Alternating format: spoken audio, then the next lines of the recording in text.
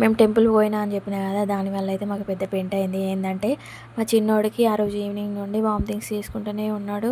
నేను అనుకున్న మధ్యాహ్నం తిన్నది తనకి డైజెషన్ కాలేదు కావచ్చు, అందుకే వామిటింగ్ చేసుకున్నాడా అని అనుకున్నా. కానీ అతను ఏం వాటర్ అయినా ఏం తిన్నా ఆ రోజు ఈవినింగ్ నుండి నైట్ వరకు వామిటింగ్ చేసుకుంటూనే ఉన్నాడు. మేమైతే ఇంట్లో ఉన్న సిరప్ డాక్టర్ని అడిగైతే వేసినాము. అయినా కానీ నైట్ అంతా నిద్రపోలేదు, వామిటింగ్ చేసుకుంటూనే ఉన్నాడు. మార్నింగ్ అయితే మా క్యాంపులో ఉన్న హాస్పిటల్కి అయితే తీసుకెళ్ళినాం. డాక్టర్ అన్నారు వడదెబ్బ వల్ల అయిందమ్మా అని అన్నారు. నేను మేమైతే వెళ్ళింది 10:30కి అట్లా, అది కూడా ఒక 15-20 మినిట్స్ అట్లా వెళ్ళాము. అదే మాట నేను డాక్టర్తో అన్నాను.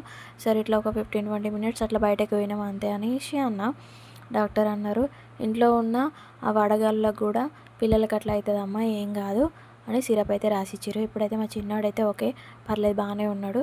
కానీ నేను చెప్పేది ఏంటంటే పిల్లలైనా పెద్దలైనా మార్నింగ్ 8 తర్వాత ఈవినింగ్ 5 లోపు మాత్రమే బయటకు వెళ్ళకండి. ఒకవేళ బయటకు వెళ్ళినా కానీ స్కార్ఫ్ ఏదోటి యూజ్ చేసి బయటకు వెళ్ళండి.